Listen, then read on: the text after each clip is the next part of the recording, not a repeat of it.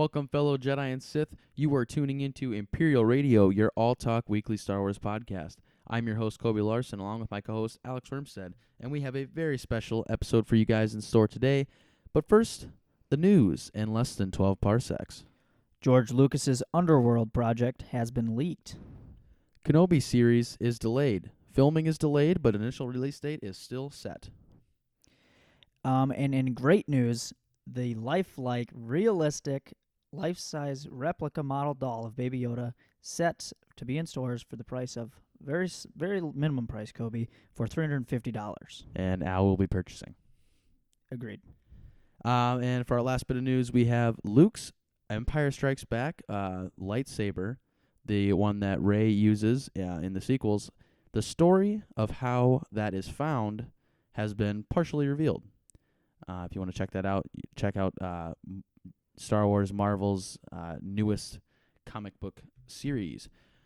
Today we're going to get into the title segment, and it's very similar to another segment that we've had in the past. I think that was pretty well liked, especially by me and Al. Oh yeah, I enjoyed it. So we're going back to the drafting thing. So basically, what we're gonna do, if you guys listen to episode 3, I believe it was Yeah, I think it's 3? episode 3. Episode 2 or 3, I know. But it was we drafted clone squads. So we drafted our favorite clones in a traditional linear style draft, and it was fun. It was pretty.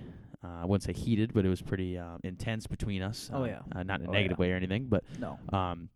So we're gonna be doing that same thing, except this time we're gonna be drafting non-Force users, and these are mostly the canon versions of them. But we leave a little bit of room for some Legends material. But these are all canon characters. I think for the most part, unless Al's got some real. No, I think everybody on my list is pretty well canon. Right, good. I mean, So I got some out there that people might not know. Right. So no tricks up the sleeve. So anyway, let's just get into that. So basically, the rules are we each take turns drafting. We're gonna flip a coin here, and Al, you want to call it in the air? Yeah, sure. I'll go heads. It was heads. You get to go first. All right. So basically, Alex is gonna go first, and he's gonna pick first. And then after that, I'm gonna pick, and then he'll pick, and then I'll pick, and then etc. until we have a group of 5, and we are judging these characters based off of an assortment of just overall power, battle wits, strategy. Just right. Wits, battle strategy, power. Just basically, the most powerful. But we're not really powerful, counting, but also smart. Right. Just overall powerful, but we're not including political prowess. We're doing self-power. Right, we're not including like Jabba the Hutt or the other high-ranking, massa media, the political, the people with political power. Because that doesn't really count, because most of these people would get just obliterated by the other people on the list that know how to wield a blaster. Yeah. And by non-Force users, it's not just Force users. We're counting Force users and lightsaber users. So no General Grievous, and they don't have to be Jedi or Sith to be considered a Force user. Just basically no one who uses the Force or a lightsaber. It's basically just, they can wield a lightsaber to an extent, right? But if needed. But nothing like that. It's their go-to weapon, right. It's not your typical what you think of as a Force user or lightsaber wielder. Yeah. So yes, no General Grievous, because that is not fair. Yeah. So right, let's just get right into it. Al, why don't you give us pick one? Yeah. I'm gonna go with my first pick. No surprise. Let's go with Boba Fett right away. Boba Fett. Yeah, I'll just take him off the board right away. Love me some Mandalorians.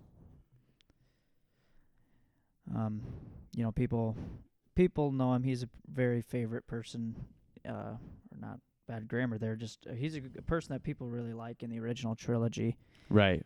And man of mystery, really. He's liked in the original trilogies and hated in the prequel trilogies. Yeah. So or should we say, yep. Yep. So. He does quote Boba Fett episode 2. All right. So first pick. I'm gonna note that down. Boba Fett for Alex. So he takes Boba Fett off the board. So we both kind of have we both have a little piece of paper or notebook. Yep. and we kind of knotted down our a list of people we would take. I have mine kind of in order on how I thought they would be taken, so it's kind of like a projected draft capital, and I do mine very different. I do mine like I do Right, my right. fantasy football drafts. I just whatever person pops in my head at the Right, moment, I just right, write them right. down. So I had Boba Fett going second. I didn't know who was going to get to go first. But my first person I have on my board, he's still there, who I thought would go first, but I'm not going to take him because I'm going to go with kind of Al route for this episode. Okay, I like this. Typically, I would take this character, just out of pure respect for he is one of the coolest characters, in all of Star Wars. But I'm not going to take him. I think you guys kind of know who I'm talking about. I'm going to jump right into my first pick, and it's going to go to Jango Fett. Oh, Jango Fett. Yeah, Yes. that's a good one, He is on the list here for me as well. So Jango Fett is the father of Boba Fett, as most of you probably know. He is. And not only the father, more of the host. He is. Yes. He is the host. He's considered the father as he kept an unaltered clone in Boba Fett for himself. But Jango Fett is the template for the GAR's clone army. He is considered to be one of the greatest bounty hunters of all time, and in my opinion, I think he was better than Boba. But that's besides the point. Yeah. Jango Fett has been noted to kill multiple Jedi or force-wielding, lightsaber-wielding people at once, as noted by Count Dooku, and he's that's a how they chose Mandalorian him. badass. He is. I mean, he really is. So, yeah, Jango Fett is going to go. I had him about 5th, but I'm going to take him 2nd overall.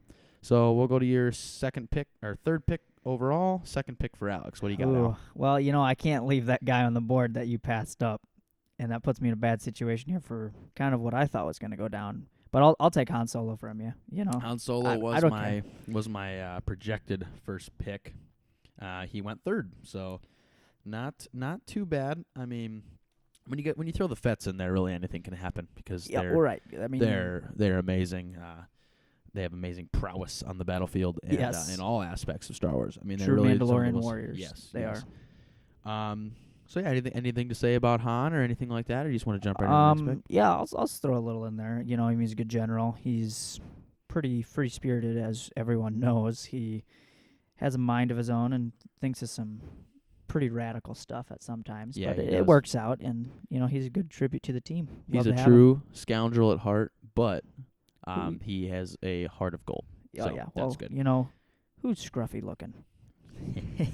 Nerf herder. You can't use that word. That's our word. Yeah. All right, anyway, so then for the 4th pick, for my second pick, 4th overall, this one's tough for me because I kind of am looking towards the bottom of the list. Really?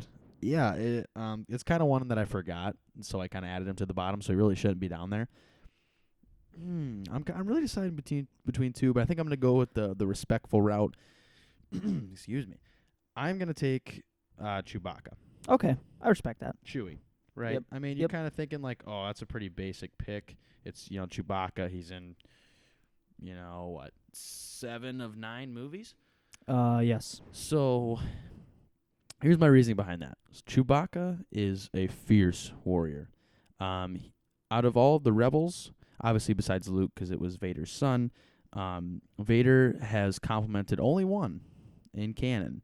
He complimented Chewbacca, saying he was a very fierce warrior. Oh yeah, Wookiees are great warriors. Something in that context. Anyway, basically saying yes, Chewbacca was a fierce warrior, and if he earns the respect of Darth Vader, he earns the respect of me. So that's going to be my second pick, 4th overall.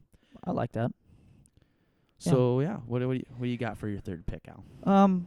Let's go to prequel times here. I love it. Let's go with another Mandalorian. I'll Ooh. take Pre Vizsla. Pre Vizsla. He is towards the bottom of my list. I kind of forgot about him too, so he doesn't deserve to be down there, but he is, because he just wasn't the first one that came to mind. I actually had to look to the internet and I saw him. But what do you got to say about him, Al? Leader of Death Watch, another fierce Mandalorian warrior. Right. He kind of retook Mandalore again, and right with the help of Maul. Right. But yeah, no, he was fierce. Warrior. He could handle for at least for a while Darth Maul in combat. He somewhat beat Kenobi only with the help of other Which, Mandalorians. I mean, do we want to put him? I mean, technically, he did kind of wield a lightsaber now that but I think it of was it. I that was the one I was kind of hinting at in the intro. Is I think Pre Vizsla's fine because he's Okay. primarily Okay. not. He does use the darksaber, but I wouldn't count him because he literally has no skill. Right. He's Like, just swinging it around. swinging it around. I mean, Yeah, he knows how to fight with it, but he uses blaster more he often. doesn't That's have kind of why any- I put him on the list. right. so. Basically, the whole lightsaber wielding problem was against General Grievous. We're really sending General Grievous out of the mix here Yeah. because he's just way too powerful. I mean, Right. he's better than most Jedi, so you can't really throw him in a group of non-force wielders and expect them to fight. Yeah, Because that's just not they would going to get work. obliterated. I mean, unless we're fighting Gungans, of course. Oh yes, of course. Anyway, yep. So, not that down. Pre Vizsla. So Pre Vizsla's off the board, and that is, at least on my board, the last of the Mandalorian. Well, no, I do have one more on there, but that could be used later. Okay. For my third pick, I'm gonna go with probably the second most powerful bounty hunter in the era of the prequels. Ooh, man, don't do this to me. I got to do it to you. Oh, man. I'm gonna take Cad Bane. Ooh, that one hurts. That Yeah. one hurts, man. Cad He's gonna be the Bane next one. is a straight up baller. Oh, I love him. He's just a gunslinger. He is. He is literally the inspiration. His whole entire inspiration comes from Clint Eastwood. Oh, yes. From Dirty Harry. I mean, it's the whole great. thing is the whole. I love his character. I love his raspy voice, that kind of thing he does. He's I just don't know something about it. I don't know. He's one of my favorites, honestly. He's He a is great If, character. You know, whether you like the Clone Wars or not, I love it. Al loves it. Oh yeah. Most people love it, but if you don't like it, you at least got to respect some of the characters it produced. And we would never have Cad Bane without the Clone Wars, so Right, I'm very right. thankful for that because he's probably one of my favorite bounty hunters. Probably just behind like Django and Bosk. Yeah. But anyway, yeah. So let's just segue right now. Al's fourth pick. Oh man, I mean that one hurt me, dude. You don't even know. But I do have a guy on my list that I have not bolded, but something that I thought would be good late in the later rounds. Let's take Grand Moff Tarkin. Grand Moff Tarkin. So he's one. Not to steal your thunder here, but he's one that is probably more of political power, but he is in canon actually a pretty fierce warrior when put to the test. Yeah. So what do you got to say? What do you got to back up your claim there, Al? I mean, not only just you get to see him in the original trilogy where he's more of a political war general, but also in the prequels with the Clone Wars, you get to see him as a Republic officer, and you actually get to see him, wield the blaster for a little bit. Right. So, in the Citadel episodes of the Clone Wars, great episodes, some of my favorites. Yes, really good episodes, and you get to see him wield a blaster. It's really awesome.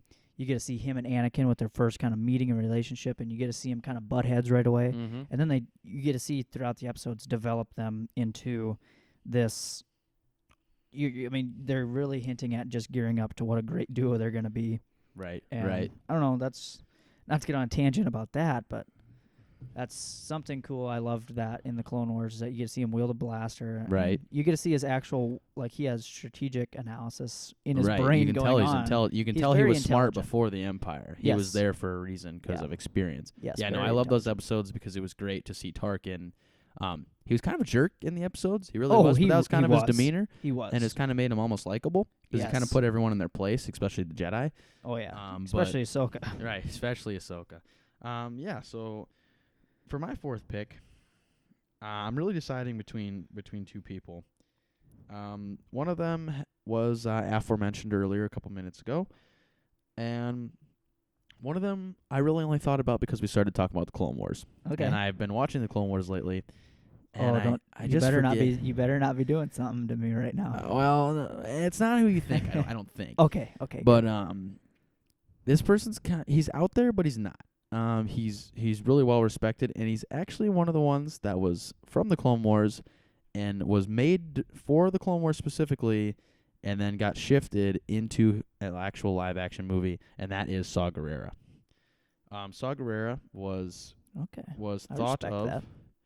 He was made for only for the Clone Wars, with no intentions of being used after that. Right. And he was so likable and so usable of a character that they actually put him in Rogue One as Saw Gerrera. And that was a cool. Th- I really enjoyed that. That is awesome. Actually. To see someone go from an animated show on Cartoon Network to the big screen in one of the most successful Star Wars movies, maybe not money-wise, with a big but name actor playing him as well. You know? Right. Yes.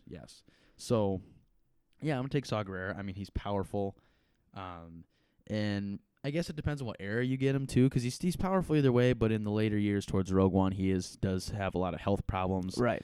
I'm thinking more like Clone Wars and Rebels Saw Gerrera. I think that's probably my favorite version of him. Is probably Rebels, when he's got that little bit of experience and he's kind of just a little nuts. Yeah. So yeah, that'd be my fourth pick. Al, your final pick. Oh man, I'm really indecisive about two guys here. This is tough. It really is. But I got to go with my instinct here. We're going back to the Clone Wars. I love it. I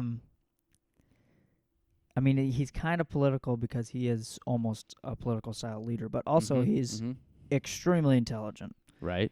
And he can hold his own pretty decent. I'm going to go with Hondo. Hondo Anaka. Oh, yeah. See, now, yeah, that is one where he has a lot of political power, being basically the leader of a crime organization. But also, he, when he uses that, like the vibro staff or whatever the Magna Guards use, he uses one of those a couple times in the Clone Wars, and he like literally can hold off Jedi. I mean, like Kenobi or Count Dooku or Ahsoka. I mean, he can literally hold off some of the best swordsmen in the galaxy with literally one of those vibro staffs or whatever they call them. So to me, that's pretty impressive. I didn't even have him on my list. I didn't even think about him. Yeah, I mean, that's a pretty impressive pull out of. I love that character. No, he's a great character. Now, what they did to him in Rebels, I'm sorry.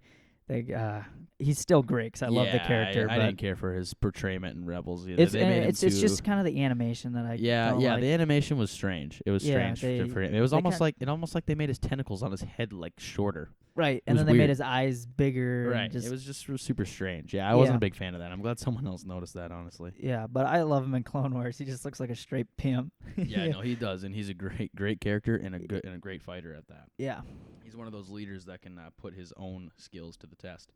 So yeah, just to wrap up a little bit, let me mark this down. Hondo. So to wrap up Al's, I still have one more pick, but Al started with Boba Fett, and Han Solo were his first two picks. Pre Vizsla and Tarkin in the third and fourth, and then for the fifth pick, Hondo Anaka. So he's got a mix of a bounty hunter, crime lord, the leader of the Death Watch, one of the most infamous smugglers in the galaxy, and the leader or the commanding officer of the Death Star. That's a pretty impressive track list there, Al. Oh, not gonna lie. And good old American pot of gumbo. Oh, it sure is. In my picks, my first four picks, I have Jango Fett, Chewbacca, Cad Bane, and Saw Gerrera. I still have one more to make yet. And I mean, that's a god squad right there. That is a kind of a jump in and rip your face off right at the beginning of the battle kind of squad. When Cad Bane's involved. Yeah, no, because he don't die. No. Which comes to think, break away from this a little bit, but with the Clone Wars Season 7 coming ever closer, what do you think they're going to do with Cad Bane? They almost have to. I almost think they have to kill him off. They have to kill him off, and I mean, I've seen concept art. Oh yeah, that was part of the one of the episodes was. Yeah, Boba it was one Fett of the him. Yeah, him and Boba Fett, and that's actually how Boba Fett. Because if you watch Clone Wars, Jango's helmet that Boba picks up is not actually Boba's helmet in the original trilogy, because he uses it as a bomb to try and kill Mace Windu in the Clone Wars. So he gets another Mandalorian helmet, and the actual dent that he has inside of his head or crown area, is between the concept art looks like just a straight Clint Eastwood movie of it's literally an Old West style. I mean, pull out the guns, showdown, high noon kind of thing. Yeah, and they just whip him out, and boom, Cad Bane shoots him in the head, and that's how he gets the dent. And spoiler alert: if this happens, sorry, Boba Fett kills him. Yep. Yeah, sorry to spoil that there. Spoiler warning. I mean, yeah, sorry, but Yeah, no, but I don't know if they're gonna I don't know if go they're that gonna way do or if that they or will, not, but you know. So yeah, no, I think Cad Bane's probably getting killed off if he's featured in an episode. If he's not featured in an episode, then they're just gonna save him for comics. But Right. anyway, kind of get back on schedule here. But no, I mean, I'd like to see almost if they don't bring him back. I'd kind of like to see a live action version of him, really old and kind of giving advice to the Mandalorian. That could be interesting. That could be very. I never really interesting. thought about that, him being on the Mandalorian, because we don't really know the age span or whatever you want to say of his species. right? The Duros. I don't know how old they live. So, But yeah. So anyway, back to the topic at hand. For the final pick, my 5th pick and the 10th pick overall, it's a tough decision. Again, like all my decisions have been. I'm looking.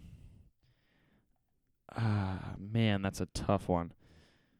It's down to like 3 people, and I already have 2 bounty hunters, and I don't want to be too basic and go all bounty hunters.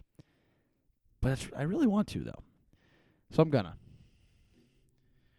go with Embo. Embo is featured in the Clone Wars. He is the bounty hunter with the hat, and he always throws the hat at people. Yep. And he's got the cute little dog, the little Anuba or whatever they're called. So I think that's awesome. He just literally just grabs his hat and just chucks it at someone, and it's made of pure steel. So it's like he kind of it's very similar to Captain America's shield. Yes, but except he wears it on his head. Yeah. Yeah, and I love Embo. I love his featured arcs in the Clone Wars. I think he's a pretty safe 5th pick because he has held his own against assortment of people. I mean, anywhere down to, a Jedi to another bounty hunter to really anything, a Sith. So, so that would be my 5th pick to round it out. So that means Al finishes with Boba Fett, Han Solo, Pre Vizsla, Grand Moff Tarkin, and Hondo Anaka. And I finish off with Jango Fett, Chewbacca, Cad Bane, Saw Gerrera, and Embo. Some honorable mentions, Al? We want to throw in some honorable mentions? People that didn't get picked? Yeah. I just got a couple specifically in mind that I wanted to put out there that Yeah. I really wanted to pick, but I didn't. Yeah. My kind of fight inside of me with my last pick, I would have picked Poe Dameron. Poe Dameron? Okay. He's a great pilot. Great pilot. Pretty decent fighter on the ground, too. Yeah. It's kind of rare that you find those mixed guys like that are can go in the air or the ground assault. Yeah. Also, and probably, my runner-up to the runner-up for honorable mention would be Padme Amidala. Padme Amidala. I didn't even have her on my list. I didn't even think about her, really. Yeah. I mean, just something neat, I guess. I mean, she has extreme political power. Don't get me wrong. Yeah, no, she does. But we've seen her, she's pretty impressive with the she's blaster very I mean, just for a little senator from Naboo, Yeah. I mean, she really knows what's going on. Some of my honorable mentions, Bosk, he was who I was differing. Bosk is my favorite bounty hunter of probably. I mean, I think Jango Fett is the most powerful, but I say Bosk is my favorite. And then Dengar, who is another great bounty hunter, and then Bo-Katan, the female Mandalorian with Pre Vizsla. I really like her. Yep. She's pretty powerful. So yeah, that has been our draft. Same thing as last time. If you guys, we're gonna have a tweet up, and we're gonna have a voting system similar to last time, and we're gonna have you guys vote. In case we were wondering, I was the victor of last time. So hopefully we can keep the streak rolling and go for a two-peat or a repeat. I don't know, man. I got Han and Boba. I know. I'm scared. I don't think it's gonna happen. I think Al's gonna take this one. I thought Al was gonna take the last one, but so yeah, if you guys want to go over to at Imperial Radio P1, that is our Twitter. While you're surfing the webs, come check out our new Facebook. You can type in at Imperial Radio Podcast in the Facebook search bar. You can even put the at and everything, and should take you right to our Facebook page. Is new. There's not a whole lot going on there yet, but hey, drop us a like, and maybe we'll be a little more advantageous about posting on Facebook. Yeah. You want to email us, you can email us at imperialradio66@gmail.com. Email us with concerns. ideas for topics. We're definitely open for ideas. Oh yeah, and if you guys topics. want to shoot us an email or anything, even put it in the comment section. Stuff that you guys want to hear us talk about. You go ahead, you throw it out there. Right, right. We'll definitely ponder the idea. Right, beam us up the Death Star plans. Yeah, and we will get them away from Vader. No, but yeah, no. If you guys have any, you want us to cover your hottest male characters, your favorite planets. We really don't care. We're up to talk about anything. We love all things Star Wars, from the serious to the goofy things. So yeah, hit us up with an email on Twitter, Facebook, anything you want. But anyway, let's head over into our Star Wars history moment. This one is going to be a little different than normal. It's going to be more similar to the Death Star episode where we talked about the differences. Yep. Where we talked about the things that were going on in the Death Star. We're kind of bringing you a little bit of a special one. And this is probably one that is probably going to do a good service to a lot of people, because a lot of people don't really know about this, because the only time you really see these guys are outside of the main movies. Yeah. Actually, you never see these guys in the movies. You never. And really, you only see them comics and Rebels, Comics, Rebels, video games. Video games, yes. That's really video it. Games. I mean, they do feature in a TV show, which is cool, but being Rebels. But if you played Fallen Order, they're in it. If you have read comics, they're in it, and that is the Inquisitors of the Inquisitores, as it's called, is the group. If you know of the Inquisitors, that's great. If you don't, the Inquisitors are basically the Empire's faction of Force-using, lightsaber-wielding Jedi, or not Jedi. They are all ex-Jedi. Yep. And so basically, just in case we're new listeners out there and we don't know much about Star Wars, in Episode 3, when Palpatine, the Emperor, rises to power and hits up Darth Vader and is like, "Yo, you want to be my apprentice?" And he's like, "Yes, but you got to help me figure out some stuff because I don't want my wife to die." They destroy all the Jedi, and they kill. There's like 10,000 Jedi at the time, maybe a little less at the time of the war, and in the time that they kill them. And in canon, we don't really have a very specific number. No, there is not a set number of how many. But in Legends, just for reference, there was about 10,000 Jedi, and only about 100 or so, a couple hundred survived. I mean, about 1% of the Order, which is insane. I mean, so the main reason that a lot of these Jedi are dead are because of the Inquisitores, the Inquisitors.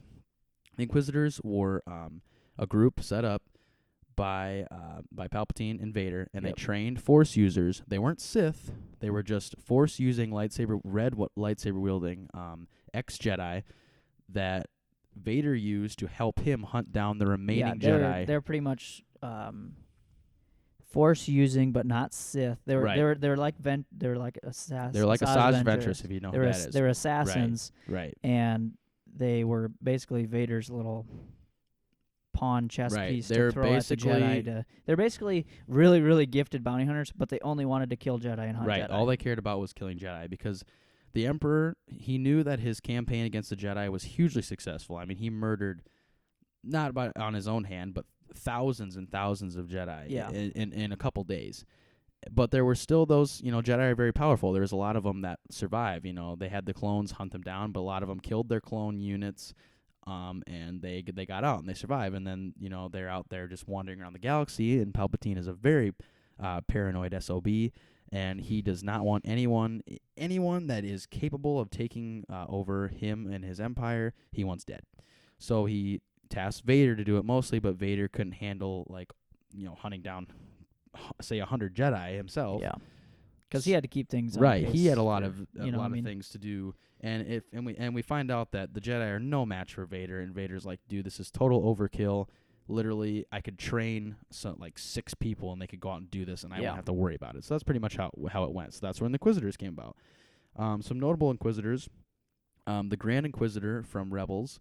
He is the of Utapauan descent. That is the planet that Obi-Wan Kenobi fights General Grievous on.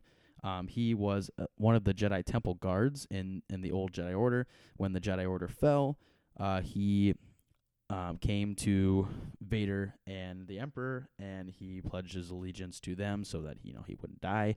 And they took him in, and he was the Grand Inquisitor. He was the leader of the Inquisitors who answered only to Vader and the Emperor. Yep. Then you have the second sister, probably one of the most popular because she was in the Fallen Order game. It was Trilla, who was Seer's Padawan. Sorry about the spoiler if you haven't played the game, but I hope you played the game by now. It's awesome. So yeah, she's probably one of the most popular. Also, the ninth sister was featured in the Fallen Order game. She was I don't know what her species is called. It's like Dorotin, but she was She was massive. She was like 9 feet tall and huge, but it was a girl. She's really like weird looking. But Cal Kestis actually does kill her, and Trilla, the second sister, is killed by Darth Vader. Then you have like the seventh sister, fifth brother. If you can see the trend here, they all go by seventh sister, fifth brother, fourth sister. Sixth brother, seventh sister. That's how they're eighth brother, right. Ninth sister, 10th Right. brother. That's how they're named, and it's kind of like their number that they're given them, but it's not a number. Right. Some notable Jedi that they've killed. These are pretty much all These are actually all comics. Every single one of these that I have, anyway. Well, basically, the Inquisitors don't often right away didn't really get to kill the Jedi. A lot of times they just kind of went with Vader, and then Vader ended up getting to strike the finishing blow, because he's Vader and he does what he wants. Yeah. So they led to the deaths of Jocasta Nu, Farron Barr. Jocasta Nu, by the way, is the Jedi librarian in Episode 2 that is kind of rude to Obi-Wan Kenobi. Farron Barr, who was an Iktachi Jedi, he was leading an uprising on Mon Cala, and Vader took his Inquisitors there to slay him. Eth Koth, who was a somewhat well-known Jedi, he was in the Clone Wars and things like that. He left the Jedi Order but was tracked down by Vader and the Inquisitors and killed. And then Kirik Infilla was another Jedi that Vader and the Inquisitors hunt down and destroyed. So the Inquisitors, they're not Sith. No, they're not. Vader and Palpatine hammered that in their heads. They're like, listen, you guys can use the Force. I mean, they can use the Force lightning, the grip. They can do it all. I'm pretty sure, they have the capabilities to do it. But they're only to be a true Sith, they have to do all They this. are literally they're no different from a stormtrooper. They're paid employees. I guess I don't know if they're paid, but they're employees of the Empire that are given lightsabers and Force powers. They're assassins. That's probably the best way to put it, is they're assassins, like Asajj Ventress to Count Dooku. But a lot of times what happens is these, they're very powerful. They can take on Jedi. I mean, obviously you have to be powerful to take on a Jedi. And they have all these Force powers. And they kind of get to think of themselves, why are we taking answers from this guy in a suit and this Emperor that they've probably never seen? And they're like, why are we taking orders from him? Let's kill him. And two of them actually tried to do it. They were in love, and there was a mission gone kind of awry, and Vader was I believe he's gonna make one of them kill the other because he found out they were in love. And Vader, Vader does not like love. He does not like love because that has burnt him once before. Literally. And they try to rise up and destroy Vader, and he just throws them by the wayside. I mean, he destroys them with hardly any effort. Yeah. I mean, the suit makes him not as mobile as he once was, but he has just got such raw power. The rage intensifies his raw Sith powers, and he is unbelievably powerful. So yeah, they had about 6 to 8 members at any time. Obviously, some of them died. Some of them would, defect, not want to do it anymore. But that didn't happen very often. Their main purpose was to hunt down Jedi. I mean, that was literally the only thing they were supposed to do, was hunt down Jedi. I mean, there was a few side things here and there that they'd be like, okay, go kill this person. But for the most part, they were killing Jedi, and that was their main purpose. And they did that about a year after Order 66, which was 19 BBY, 19 years before the Battle of Yavin. They did that about a year after, and then they kept doing it pretty much up until all the Jedi were dead. I mean, obviously, they weren't hunting down like Luke Skywalker or anything like that, because they had already kind of been disbanded, and Vader didn't know about Luke until the Battle of Yavin. So they weren't like hunting down Luke Skywalker or Obi-Wan or Yoda. They probably didn't even know that they were around. But they were hunting down the other Jedi outside of that main group that survived and was a problem to the Emperor. So that's about all we have for the Inquisitores. Very, very interesting thing. Obviously, this is just a little bit of a tidbit about them. If you want to learn more about them, I suggest you read the comics. The comics out right now are actually kind of about them, or about what they're doing. play the Fallen Order game. It's amazing, and there's Inquisitors in it, so you can learn about that too. Yeah. Also the Rebels show. They Rebels have a little show. bit of Inquisitors. Rebels with show it. they feature the Grand Inquisitor a lot, and then the Yeah. other Inquisitors quite a bit. So yeah, that's about all we have for today's episode. Like we said before, if you want to email us, hit us up on Twitter, on Facebook. Our Twitter's at Imperial Radio P1. Our Facebook is at Imperial Radio Podcast. And our email is at imperialradio66@gmail.com. So, yeah, that's about all we got for today. We thank you for joining us, and may the Force be with you.